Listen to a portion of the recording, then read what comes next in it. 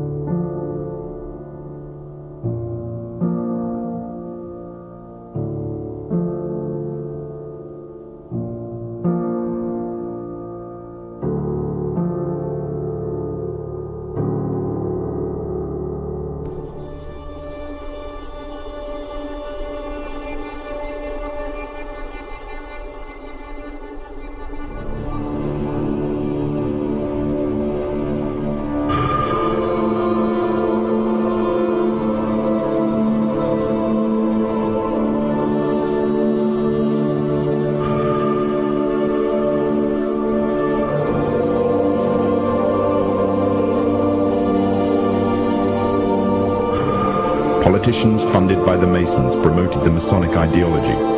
The secret lodges of the Masons were open to members of the French army.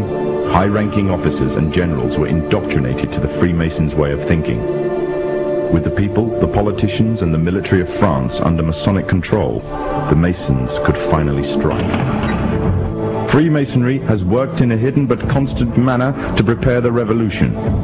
We are then in complete agreement that Freemasonry was the only author of the revolution, and the applause which I receive from the left, and to which I am little accustomed, proves, gentlemen, that you acknowledge with me that it was Masonry which made the French Revolution.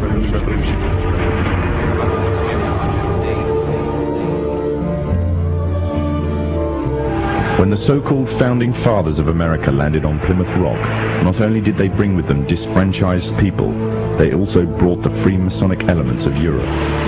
The injustices which the fathers of America were escaping from in Europe was also to be found in the new land, in the form of a tyrannical British regime.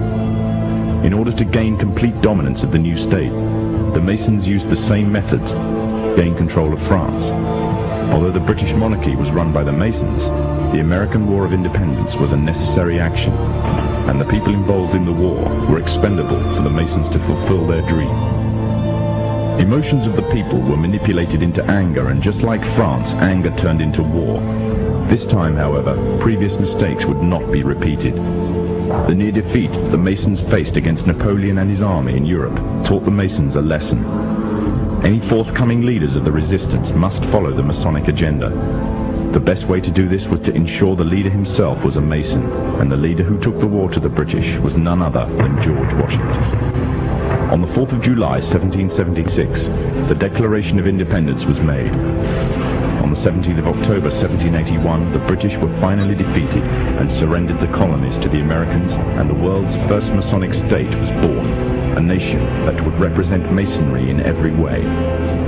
A sign of the Masonic presence in America is plainly visible on the dollar bill, which carries a picture of George Washington, the first Freemasonic president in the world, and a picture of the Freemasonic symbol of the so-called all-seeing one eye.